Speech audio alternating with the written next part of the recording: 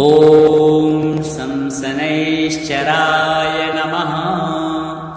अथ श्री शनि अष्टोत्तरशतनाम स्तोत्रम्। शनैश्चराय शान्ताय सर्वाभीष्टप्रदायिने शरण्याय वरेण्याय सर्वेशाय नमो नमः। सौम्याय सुरवन्द्याय सुरलोकविहारिणे सुखासनोपविष्टाय सुन्दराय नमो नमः। घनाय घनरूपाय घनाभरणधारिणे घनसारविलेपाय खद्योताय नमो नमः। मन्दाय मन्दचेष्टाय महनीय गुणात्मने मर्त्यपावनपाराय महेशाय नमो नमः। छायापुत्राय सर्वाय सरतूणीरधारिणे चरस्थिरस्वभावाय चञ्चलाय नमो नमः। नीलवर्णाय नित्याय नीलाञ्जननिभाय च नीलाम्बरविभूषाय निश्चलाय नमो नमः। वेद्याय विधिरूपाय विरोधाधारभूमये वेदास्पदस्वद्भावाय वज्रदेहाय ते नमः। वैराग्यदाय वीराय वीतरोगभयाय च विपत्परम्परेशाय विश्ववन्द्याय ते नमः। गृध्नवाहाय गूढाय कूर्माङ्गाय कुरूपिणे कुत्सिताय गुणाढ्याय गोचराय नमो नमः। अविद्यामूलनाशाय विद्यास्वरूपिणे आयुष्यकारणायापदुद्धर्ते च नमो नमः। विष्णुभक्ताय वशिने विविधागमवेदिने विधिस्तुत्याय वन्द्याय विरूपाक्षाय ते नमः। वरिष्ठाय गरिष्ठाय वज्राङ्कुशधराय च वरदाभयहस्ताय वामनाय नमो नमः। ज्येष्ठापत्नी समेताय श्रेष्ठाय मितभाषिणे कष्टौघनाशकर्याय पुष्टिदाय नमो नमः।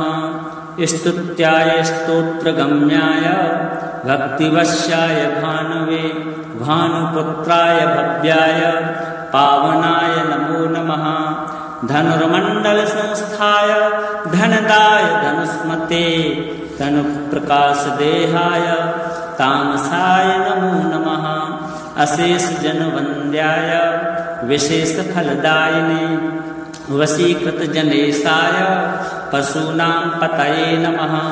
खेचराय खगेशाय घननीलाम्बराय च काठिन्यमानसायार्य गणस्तुत्याय ते नमः। नीलक्षत्राय नित्याय निर्गुणाय गुणात्मने निरामयाय निन्द्याय वन्दनीयाय ते नमः। धीराय दिव्यदेहाय दीनार्तिहरणाय च दैन्यनाशकरायाय जनगण्याय ते नमः। क्रूराय क्रूरचेष्टाय कामक्रोधकराय च कलत्रपुत्रशत्रुत्वकारणाय नमो नमः। परिपोषितभक्ताय परभीतिहराय च भक्तसङ्गमनोभीष्टफलदाय नमो नमः। इत्थं शनैश्चरायेदं नाम्नाम् अष्टोत्तरं शतं प्रत्यहं प्रजपन्मर्त्यो दीर्घमायुर्वामाप्नुयात्। प्रत्यहं प्रजपन्मर्त्यो दीर्घमायुर्वाप्नुयात्। श्रीशनिदेवार्पणमस्तु। शनैश्चराय शान्ताय सर्वाभीष्टप्रदायिने शरण्याय वरेण्याय सर्वेशाय नमो नमः। सौम्याय सुरवन्द्याय सुरलोकविहारिणे सुखासनोपविष्टाय सुन्दराय नमो नमः। घनाय घनरूपाय घनाभरणधारिणे घनसारविलेपाय खद्योताय नमो नमः। मंदाय मंदचेष्टाय महनीय गुणात्मने मर्त्यपावनपालाय महेशाय नमो नमः। छायापुत्राय सर्वाय सरतूलीरधारिणे चरस्थिरस्वभावाय चञ्चलाय नमो नमः। नीलवर्णाय नित्याय नीलाञ्जननिभाय च नीलाम्बरविभूषाय निश्चलाय नमो नमः। वेद्याय विधिरूपाय विरूढाधारभूमये वेदास्पदस्वद्भावाय वज्रदेहाय ते नमः। वैराग्यदाय वीराय वीतरोगभयाय च विपत्परम्परेशाय विश्ववन्द्याय ते नमः। ग्रन्थवाहाय गूढाय कूर्माङ्गाय कुरूपिणे कुत्सिताय गुणाढ्याय गोचराय नमो नमः। अविद्यामूलनाशाय विद्यास्वरूपिणे आयुष्यकारणायापदुद्धर्ते च नमो नमः। विष्णुभक्ताय वशिने विविधागमवेदिने विधिस्तुत्याय वन्द्याय विरूपाक्षाय ते नमः। वरिष्ठाय गरिष्ठाय वज्राङ्कुशधराय च वरदाभयहस्ताय वामनाय नमो नमः। ज्येष्ठापत्नी समेताय श्रेष्ठाय मितभाषिणे कष्टौघनाशकर्याय पुष्टिदाय नमो नमः। स्तुत्याय स्तोत्रगम्याय भक्तिवश्याय भानवे भानुपुत्राय भव्याय पावनाय नमो नमः। धनुर्मण्डलसंस्थाय धनदाय धनुस्मते तनुप्रकाशदेहाय तामसाय नमो नमः। अशेषजनवन्द्याय विशेषफलदायिने वशीकृतजनेशाय पशूनां पतये नमः। खेचराय खगेशाय घननीलाम्बराय च काठिन्यमानसायार्य गणस्तुत्याय ते नमः। नीलच्छत्राय नित्याय निर्गुणाय गुणात्मने निरामयाय निन्द्याय वन्दनीयाय ते नमः। धीराय दिव्यदेहाय दीनार्तिहरणाय च दैन्यनाशकरायाय जनगण्याय ते नमः। क्रूराय क्रूरचेष्टाय कामक्रोधकराय च कलत्रपुत्रशत्रुत्वकारणाय नमो नमः। परिपोषितभक्ताय परभीतिहराय च भक्तसङ्गमनोभीष्टफलदाय नमो नमः। इत्थं शनैश्चरायेदं नाम्नाम् अष्टोत्तरं शतं प्रत्यहं प्रजपन्मर्त्यो दीर्घमायुर्वामाप्नुयात्। प्रत्यहं प्रजपन्मर्त्यो दीर्घमायुर्वाप्नुयात्। श्रीशनिदेवार्पणमस्तु। शनैश्चराय शान्ताय सर्वाभीष्टप्रदायिने शरण्याय वरेण्याय सर्वेशाय नमो नमः। सौम्याय सुरवन्द्याय सुरलोकविहारिणे सुखासनोपविष्टाय सुन्दराय नमो नमः।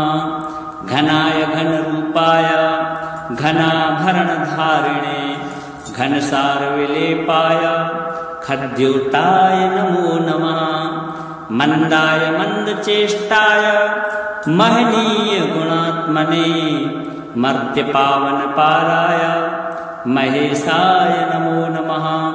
छायापुत्राय सर्वाय सरतूलीरधारिणे चरस्थिरस्वभावाय चञ्चलाय नमो नमः।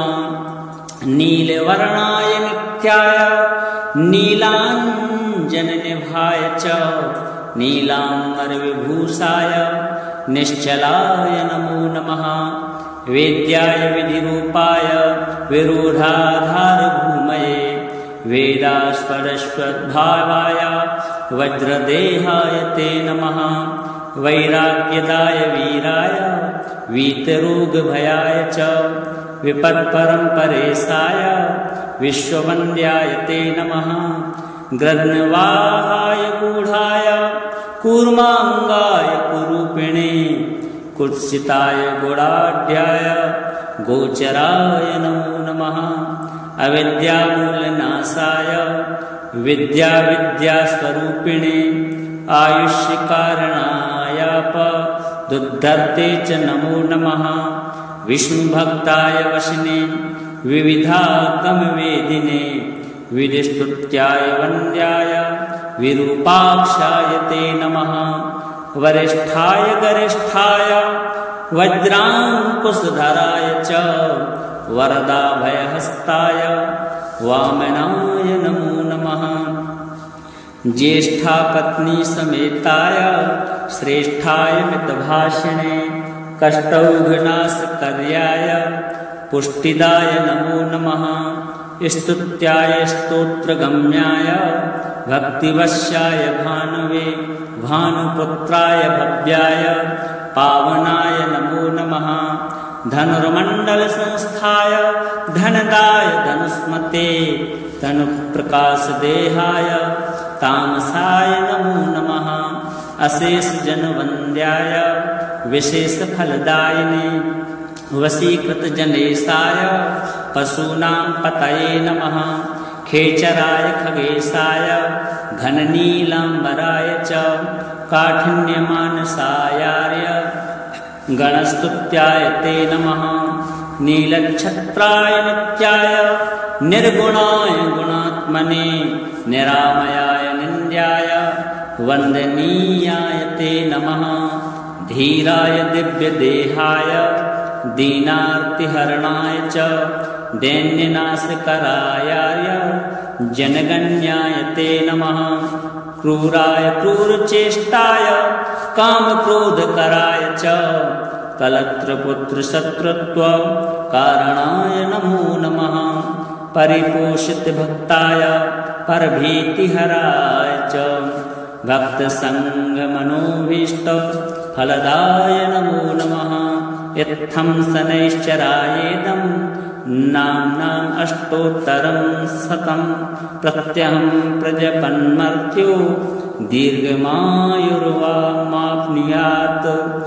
प्रत्यहं प्रजपन्मर्त्यो दीर्घमायुर्वाप्नुयात्। श्रीशनिदेवार्पणमस्तु। शनैश्चराय शान्ताय सर्वाभीष्टप्रदायिने शरण्याय वरेण्याय सर्वेशाय नमो नमः। सौम्याय सुरवन्द्याय सुरलोकविहारिणे सुखासनोपविष्टाय सुन्दराय नमो नमः। घनाय घनरूपाय घनाभरणधारिणे घनसारविलेपाय खद्योताय नमो नमः। मन्दाय मन्दचेष्टाय महनीय गुणात्मने मर्त्यपावनपाराय महेशाय नमो नमः।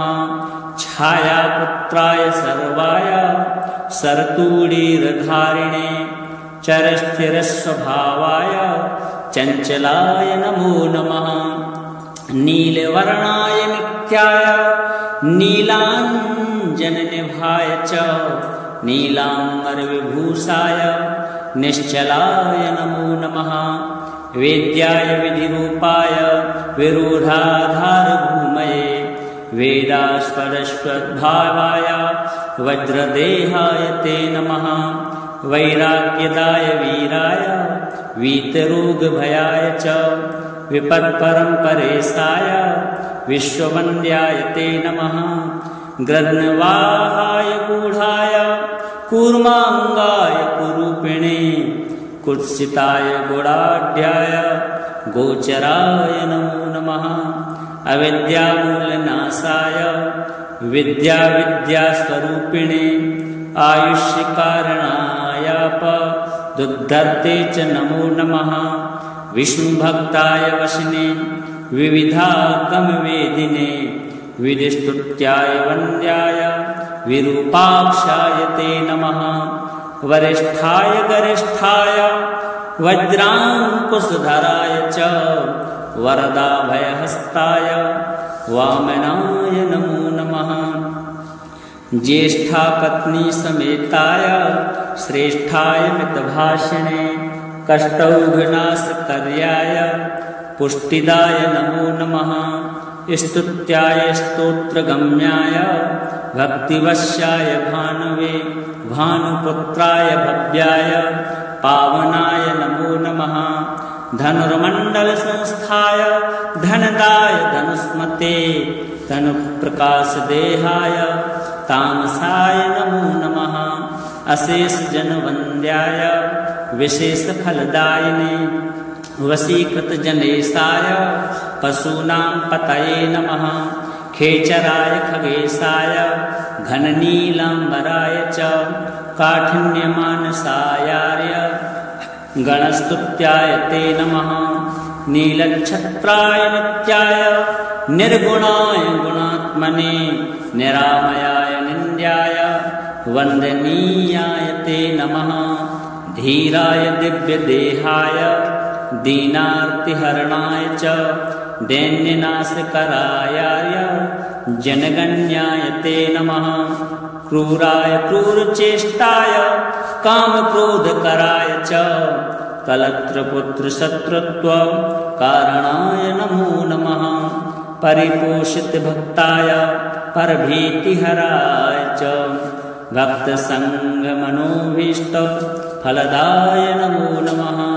इत्थं शनैश्चरायेदं नाम्नाम् अष्टोत्तरं शतं प्रत्यहं प्रजपन्मर्त्यो दीर्घमायुर्वाप्नुयात्। प्रत्यहं प्रजपन्मर्त्यो दीर्घमायुर्वाप्नुयात्। श्रीशनिदेवार्पणमस्तु। शनैश्चराय शान्ताय सर्वाभीष्टप्रदायिने शरण्याय वरेण्याय सर्वेशाय नमो नमः।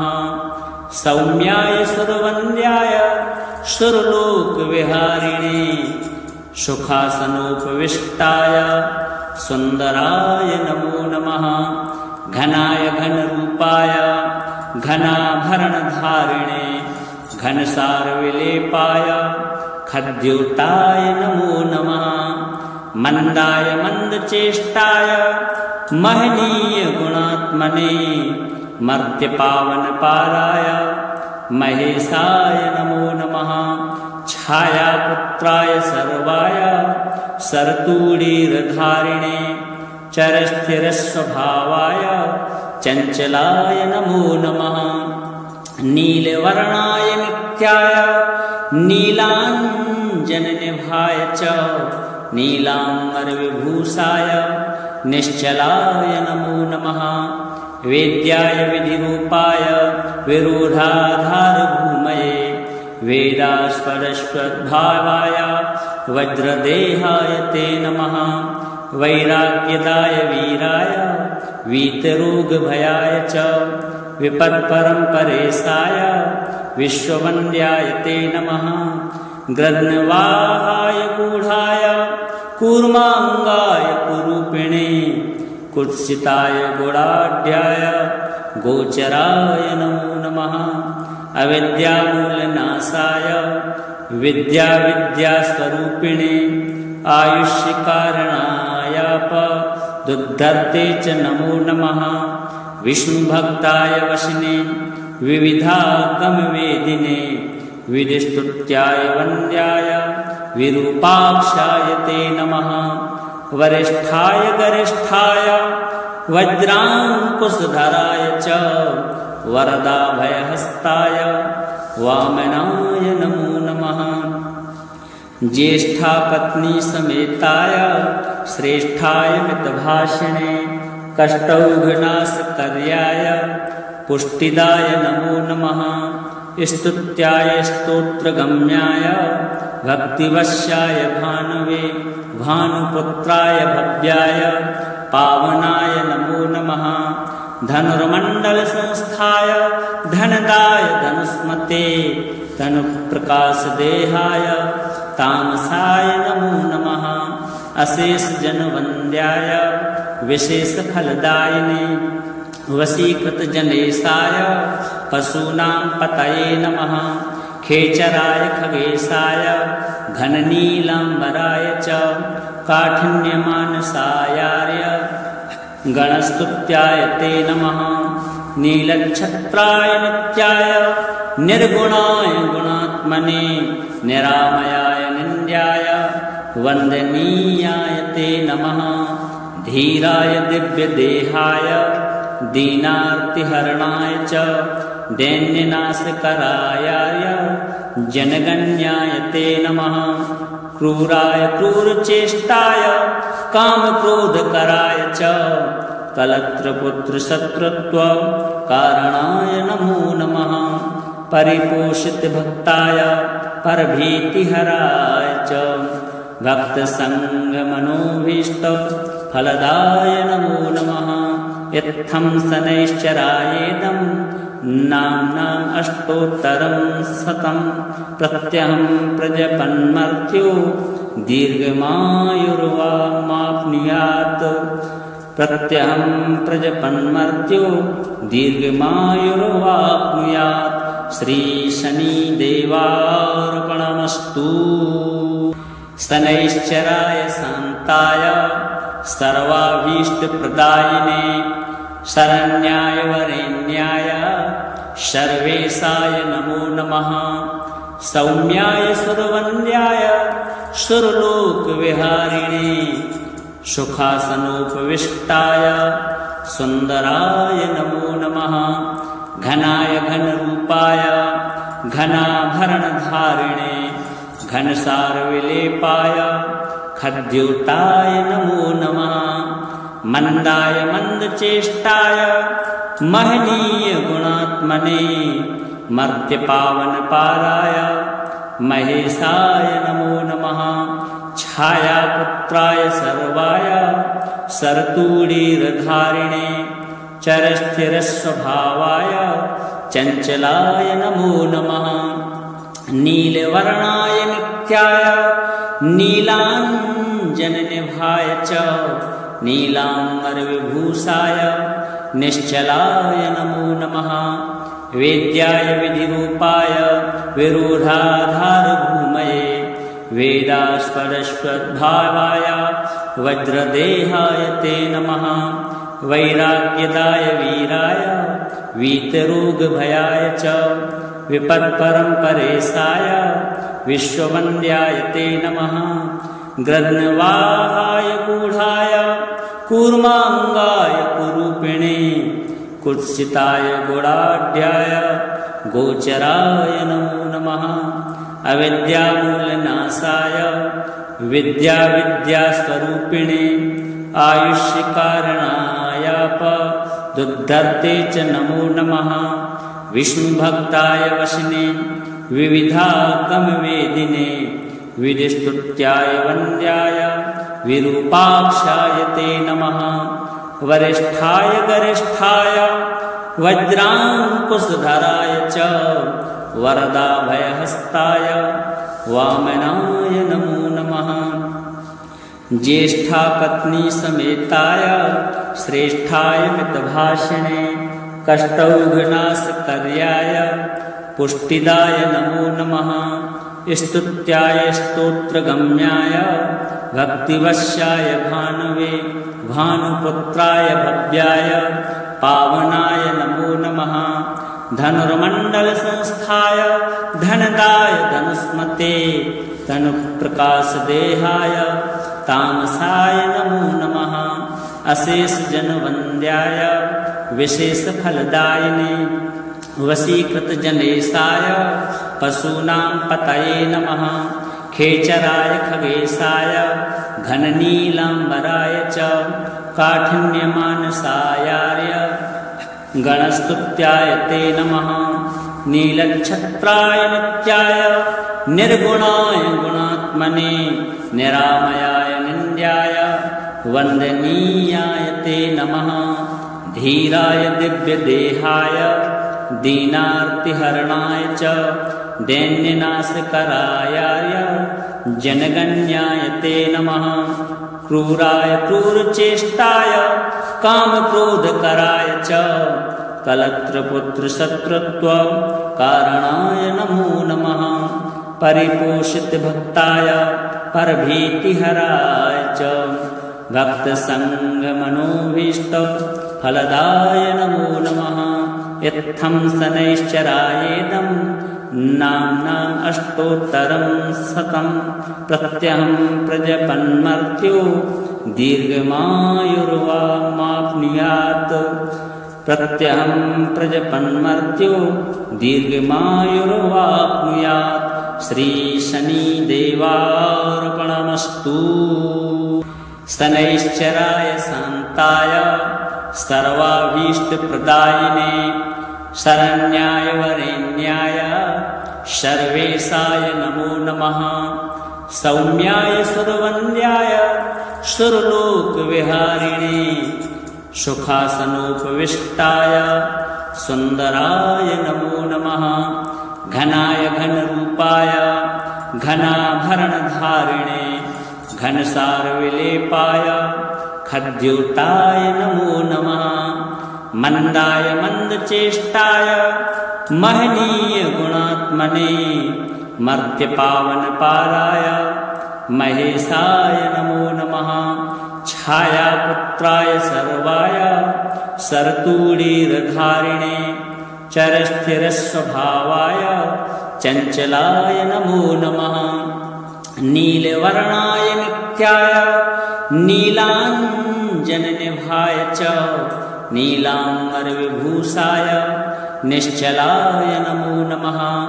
वेद्याय विधिरूपाय विरोधाधारभूमये वेदास्पदस्वद्भावाय वज्रदेहाय ते नमः। वैराग्यदाय वीराय वीतरोगभयाय च विपत्परम्परेशाय विश्ववन्द्याय ते नमः। ग्रन्थवाहाय गूढाय कूर्माङ्गाय कुरूपिणे कुत्सिताय गुणाढ्याय गोचराय नमो नमः।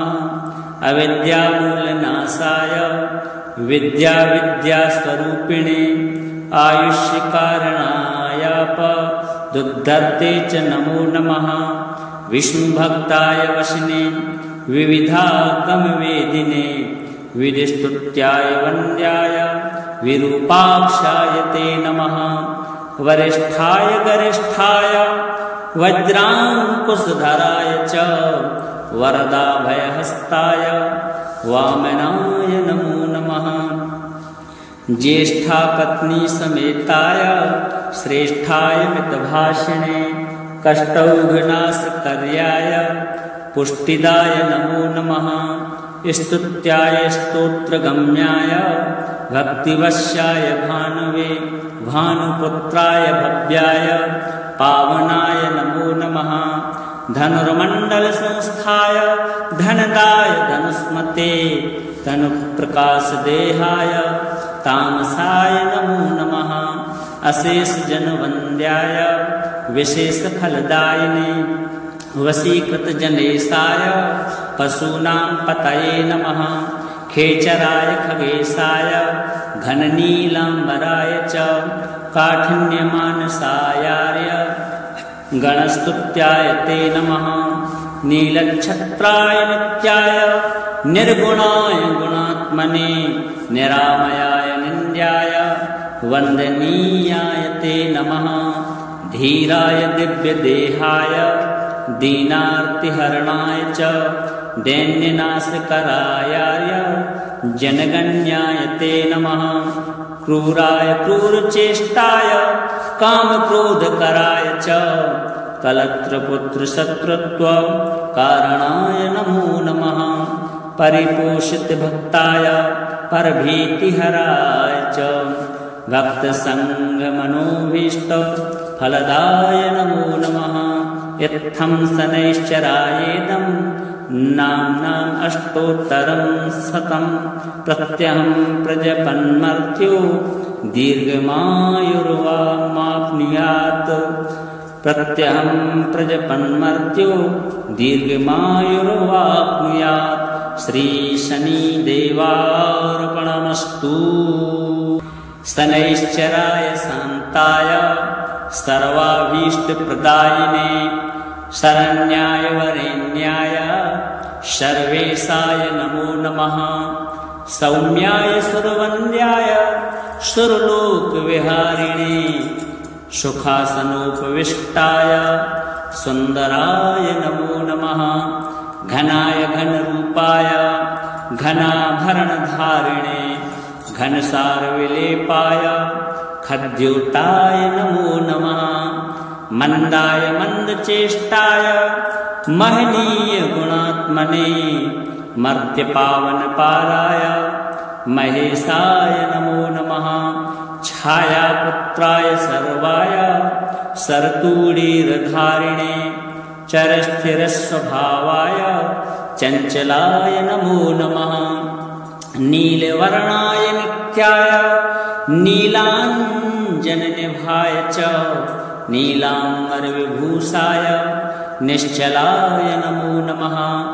वेद्याय विधिरूपाय विरोधाधारभूमये वेदास्पदस्वद्भावाय वज्रदेहाय ते नमः। वैराग्यदाय वीराय वीतरोगभयाय च विपत्परम्परेशाय विश्ववन्द्याय ते नमः। ग्रन्थवाहाय गूढाय कूर्माङ्गाय कुरूपिणे कुत्सिताय गुणाढ्याय गोचराय नमो नमः। अविद्यामूलनाशाय विद्यास्वरूपिणे आयुष्यकारणायापदुद्धर्ते च नमो नमः। विष्णुभक्ताय वशिने विविधागमवेदिने विधिस्तुत्याय वन्द्याय विरूपाक्षाय ते नमः। वरिष्ठाय गरिष्ठाय वज्राङ्कुशधराय च वरदाभयहस्ताय वामनाय नमो नमः। ज्येष्ठापत्नी समेताय श्रेष्ठाय मितभाषिणे कष्टौघनाशकर्याय पुष्टिदाय नमो नमः। स्तुत्याय स्तोत्रगम्याय भक्तिवश्याय भानवे भानुपुत्राय भव्याय पावनाय नमो नमः। धनुर्मण्डलसंस्थाय धनदाय धनुष्मते तनुप्रकाशदेहाय तामसाय नमो नमः। अशेषजनवन्द्याय विशेषफलदायिने वशीकृतजनेशाय पशूनां पतये नमः। खेचराय खगेशाय घननीलाम्बराय च काठिन्यमानसायार्य गणस्तुत्याय ते नमः। नीलच्छत्राय नित्याय निर्गुणाय गुणात्मने निरामयाय निन्द्याय वन्दनीयाय ते नमः। धीराय दिव्यदेहाय दीनार्तिहरणाय च दैन्यनाशकरायाय जनगण्याय ते नमः। क्रूराय क्रूरचेष्टाय कामक्रोधकराय च कलत्रपुत्रशत्रुत्वकारणाय नमो नमः। परिपोषितभक्ताय परभीतिहराय च भक्तसङ्गमनोभीष्टफलदाय नमो नमः।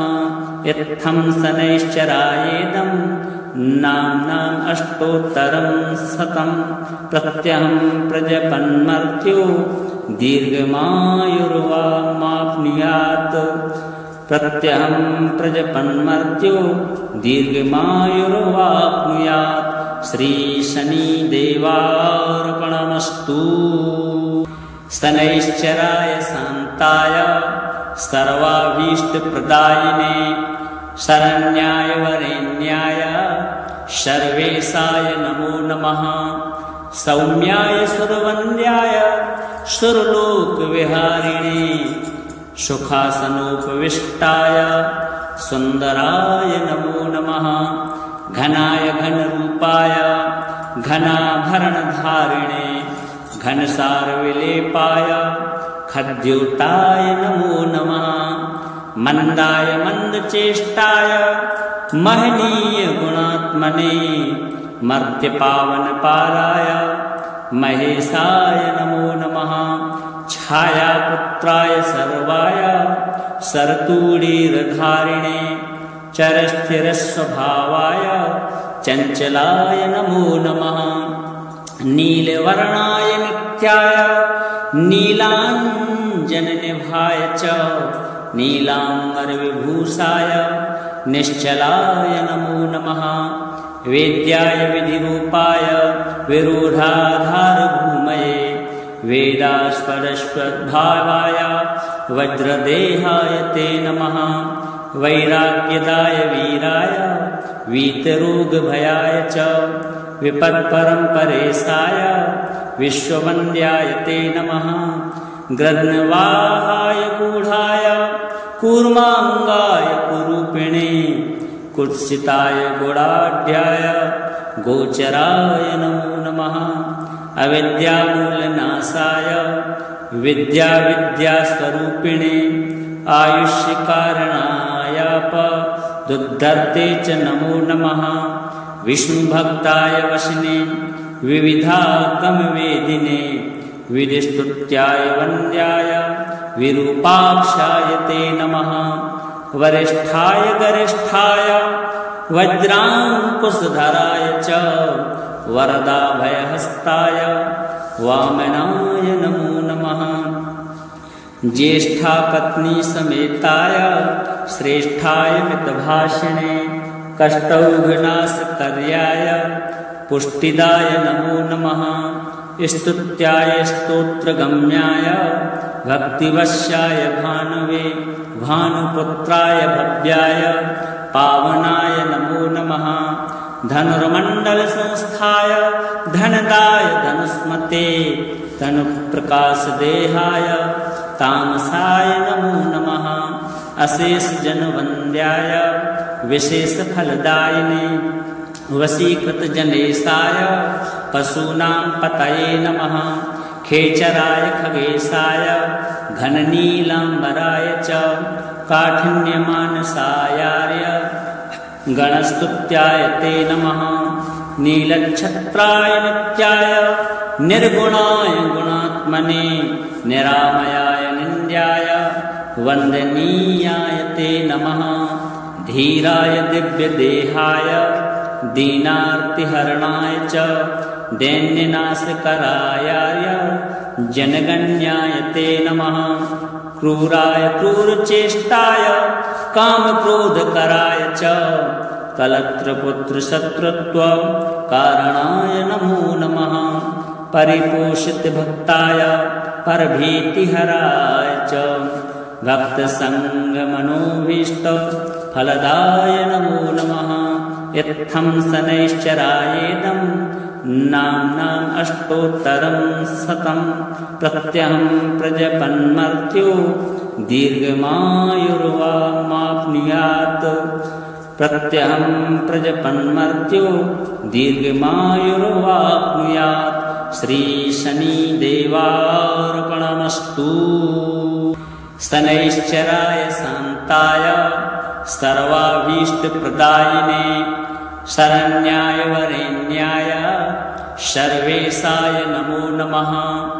सौम्याय सुरवन्द्याय सुरलोकविहारिणे सुखासनोपविष्टाय सुन्दराय नमो नमः। घनाय घनरूपाय घनाभरणधारिणे घनसारविलेपाय खद्योताय नमो नमः।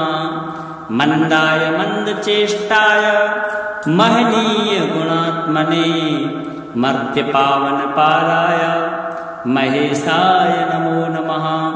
छायापुत्राय सर्वाय सरतूडीरधारिणे चरस्थिरस्वभावाय चञ्चलाय नमो नमः। नीलवर्णाय नित्याय नीलाञ्जननिभाय च नीलाम्बरविभूषाय निश्चलाय नमो नमः। वेद्याय विधिरूपाय विरोधाधारभूमये वेदास्पदस्वद्भावाय वज्रदेहाय ते नमः। वैराग्यदाय वीराय वीतरोगभयाय च विपत्परम्परेशाय विश्ववन्द्याय ते नमः। गृध्नवाहाय गूढाय कूर्माङ्गाय कुरूपिणे कुत्सिताय गुणाढ्याय गोचराय नमो नमः।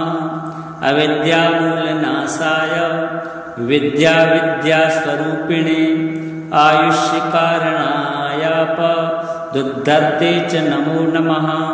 विष्णुभक्ताय वशिने विविधागमवेदिने विधिस्तुत्याय वन्द्याय विरूपाक्षाय ते नमः। वरिष्ठाय गरिष्ठाय वज्राङ्कुशधराय च वरदाभयहस्ताय वामनाय नमो नमः।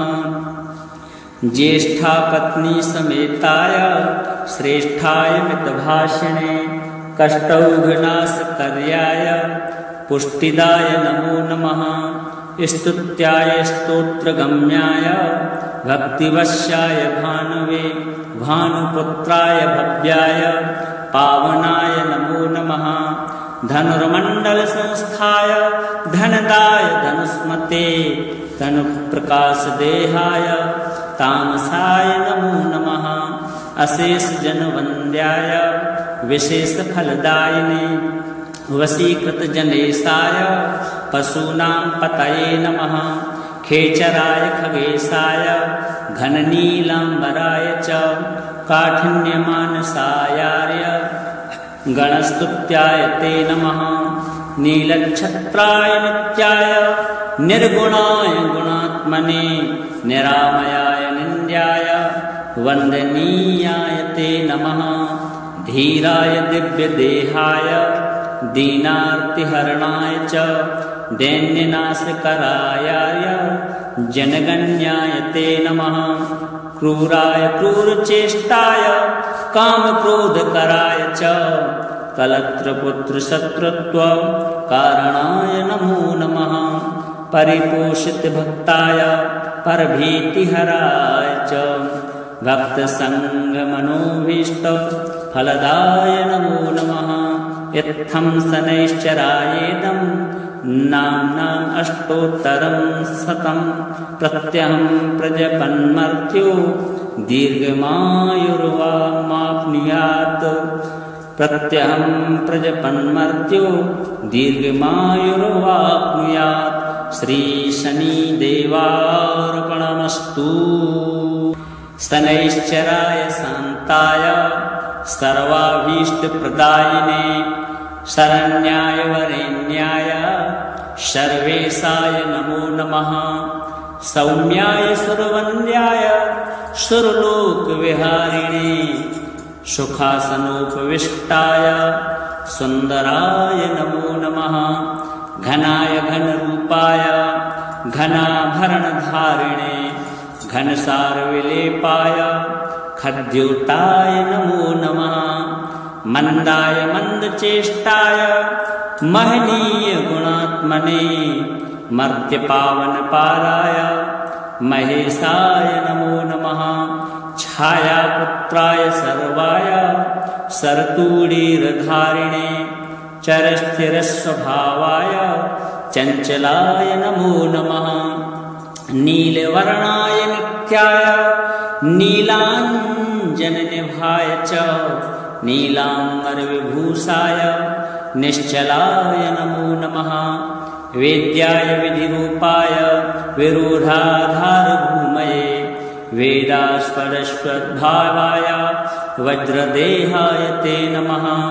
वैराग्यदाय वीराय वीतरोगभयाय च विपत्परम्परेशाय विश्ववन्द्याय ते नमः। गृध्नवाहाय गूढाय कूर्माङ्गाय कुरूपिणे कुत्सिताय गुणाढ्याय गोचराय नमो नमः। अविद्यामूलनाशाय विद्या विद्यास्वरूपिणे आयुष्यकारणायापदुद्धर्ते च नमो नमः। विष्णुभक्ताय वशिने विविधागमवेदिने विधिस्तुत्याय वन्द्याय विरूपाक्षाय ते नमः। वरिष्ठाय गरिष्ठाय वज्राङ्कुशधराय च वरदाभयहस्ताय वामनाय नमो नमः। ज्येष्ठापत्नी समेताय श्रेष्ठाय मितभाषिणे कष्टौघनाशकर्याय पुष्टिदाय नमो नमः। स्तुत्याय स्तोत्रगम्याय भक्तिवश्याय भानवे भानुपुत्राय भव्याय पावनाय नमो नमः। धनुर्मण्डलसंस्थाय धनदाय धनुष्मते तनुप्रकाशदेहाय तामसाय नमो नमः।